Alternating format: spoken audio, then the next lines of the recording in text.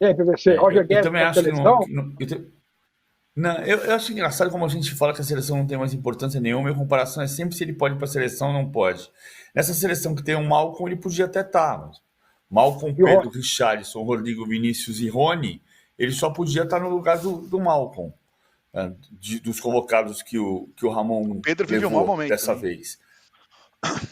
Mas o Pedro tem uma coisa que a seleção é momento, tem uma pouco que a seleção é continuidade. É você ter uma. Só que a seleção é continuidade em E relação tem à Copa técnico, do né? Mundo, mas não em relação ao Tem Ramon. técnico. Não em É. relação ao Ramon. É o segundo jogo do Ramon.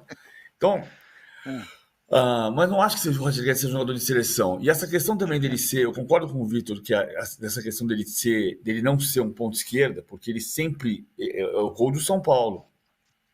Que ele não acompanha, dobra a marcação, dobra o Rafinha com o lateral esquerdo, sai o cruzamento, sai o gol do São Bidu. Paulo.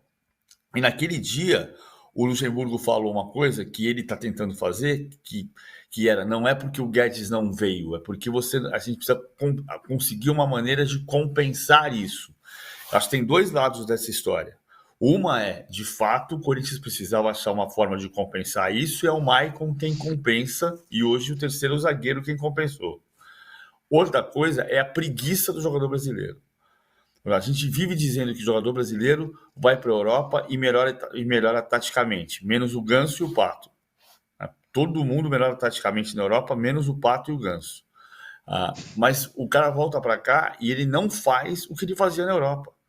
O Guedes não joga na Europa muito porque ele não vai fazer o lado esquerdo inteiro, que até o Messi fazia. Estou exagerando que o Messi não precisava fazer, mas você precisa ter alguém que tenha a disciplina de entendimento do jogo e da função que ele precisa fazer se ele vai jogar daquele lado. Melhor para o Guedes jogar como atacante? Melhor. Mas alguém precisa fazer aquele lado. E se ele não é centroavante, ele tem que jogar onde? No Palmeiras de 2016, quando ele foi campeão brasileiro, ele jogava do lado, porque ele era garoto e tinha que jogar, ele tinha que se firmar, então ele podia fazer. Aí ele fazia o lado esquerdo, não inteiro, mas fazia grande parte. Agora, de fato, depois do jogo contra o São Paulo, o Vanderlei falou: precisamos, não é o Guedes que tem que voltar, preciso arrumar um jeito de compensar aquele lado. Compensou com o Maicon e hoje com o terceiro zagueiro. Foi muito bem o É, Murilo hoje. ele Foi, o Murilo tá machucou jogando depois, né? bem. Machucou, a O gente não Murilo sabe com dois L's. qual é a gravidade, né? Porque se ele se machucar, se ele tivesse se machucado de uma maneira mais séria, o Corinthians pode sentir uma eventual ausência dele. Porque o Balbuena não joga mais no Corinthians, certo? O Certo. Caetano, que entrou hoje no lugar, só pra gente ver a dupla Gil e Caetano, que ficamos 6 meses esperando o momento, aconteceu hoje. Mas o momento tropical.